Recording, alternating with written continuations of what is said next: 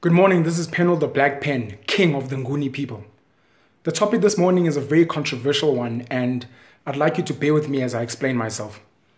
The concept of ILOBOLO is something that I feel in 2017 especially is so outdated, especially for black people in South Africa. ILOBOLO dates back to a time that people are not really sure of, and literature takes it back all the way to potentially the 1700s.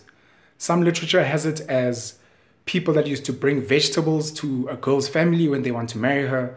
Some have it as one cow that was taken from the man's family to the female's family that he wanted to marry.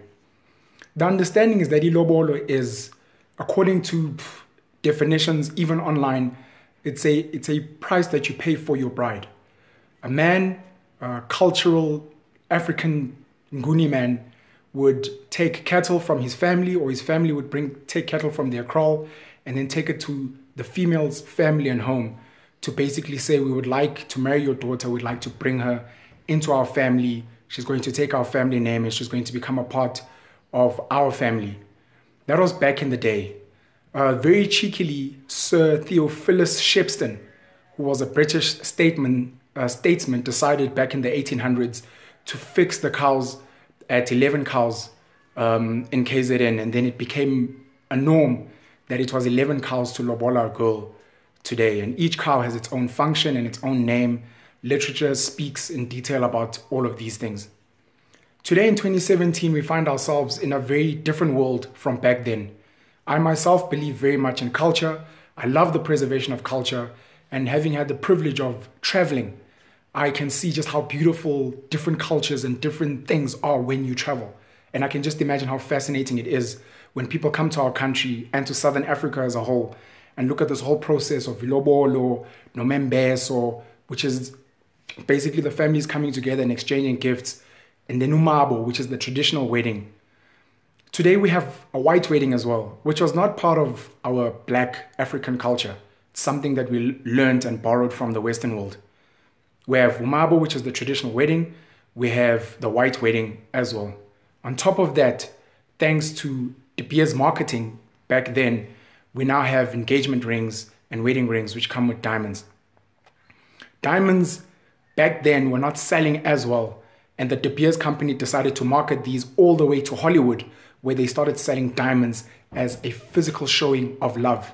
And even to this day, when you're showing a woman that you love her, you give her a diamond.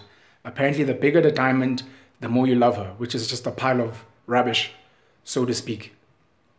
What is Lobolo in essence, and why do people get so sensitive about my saying that I think it should fall and the fact that I want it to be completely scrapped today? The concept of Ilobolo is bringing families together. Now, there's different ways of doing this. You can have a braai, you can go to a restaurant, you can go to each other's homes and meet each other. The second aspect was that the man, because he came from a patriarchal background and we came from a place where the men would come and basically, in a manner of speaking, own the woman, because she would take his surname, she would submit to him, and she would listen to his whims as an African man. Today, our women are empowered. They're not there. A black guy, a black woman are almost on equal standing. When it comes to how much they should be earning, it should be equal. When it comes to their family backgrounds, when it comes to the stresses and strains that the families have gone through, both these individuals should be of equal standing. So having a man go to a woman is almost still enforcing patriarchy, which is something that we're trying to get rid of in 2017. Bring families together. We want to get married. We want to love each other. We want our kids to be strong. ILOBOLO in 2017 comes with this concept and this notion of having to take out credit so that you can loan money to pay, because people don't have cattle anymore. People don't have farmland. We don't have land.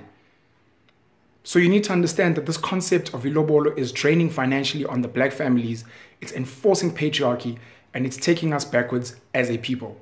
Culture evolves. Humanity did not start with ILOBOLO. It wasn't born when humanity started. So let culture evolve, let things change. Bring families together, and let's combine and unite and help each other find a way forward. I look forward to your thoughts on this.